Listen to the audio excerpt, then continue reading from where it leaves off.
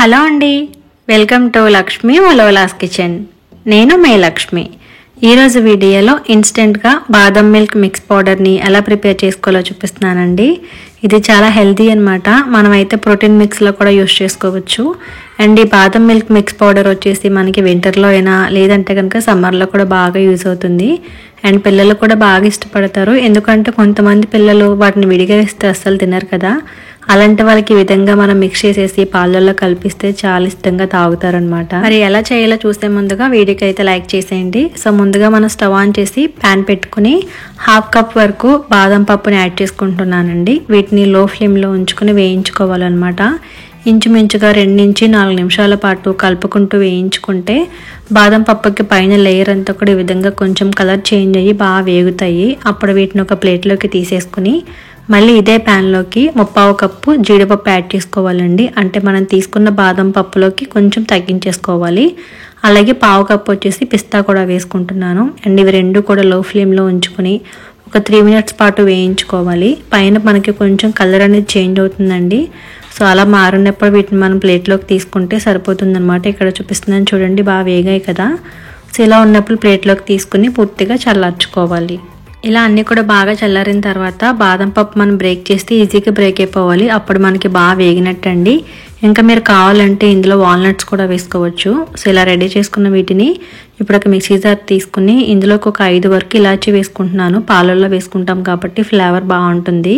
తర్వాత వేయించి పెట్టుకున్న బాదం అలాగే కాజు పిస్తా వేసుకుని కొద్దిగా కుంకుమ పువ్వు కూడా వేసుకోవాలండి. ఉంటే వేసుకోవచ్చు, లేదంటే స్కిప్ చేసేయండి. ఇప్పుడు ఇవన్నీ కూడా మనం బాగా బ్లెండ్ చేసుకోవాలి. మరి మెత్తగా కాకుండా కొంచెం కోర్స్గా ఉండేలాగా పౌడర్ ఈ విధంగా గ్రైండ్ చేసేసుకుని బౌల్లోకి తీసుకోవాలి.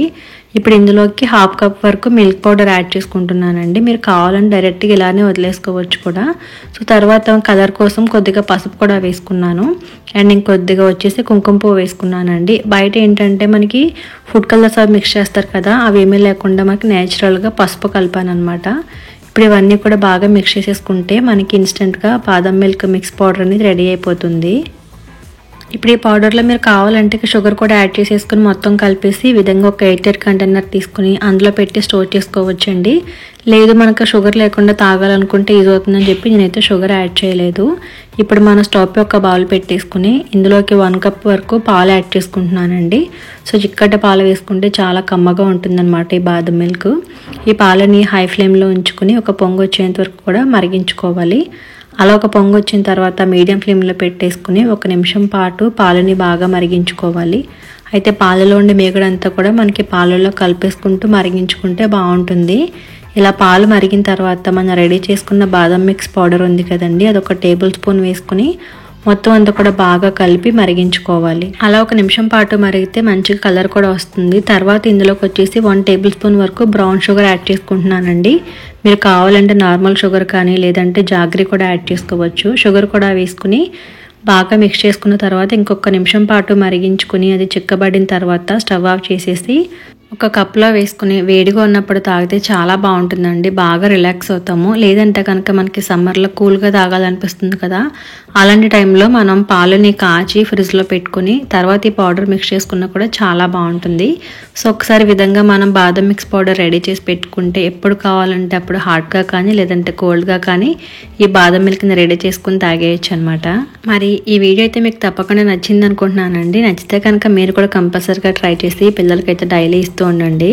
అలాగే వీడియోకి లైక్ చేసేసి మీ ఫ్రెండ్స్కి కూడా షేర్ చేయడం అయితే అస్సలు మర్చిపోకండి. మరి ఫస్ట్ టైం చూస్తున్న వారు కానీ ఇప్పటి వరకు సబ్స్క్రైబ్ చేయలేని వాళ్ళు కానీ ఖచ్చితంగా సబ్స్క్రైబ్ అయితే చేసేసి నాకు అయితే సపోర్ట్ చేయండి. Thank you for watching.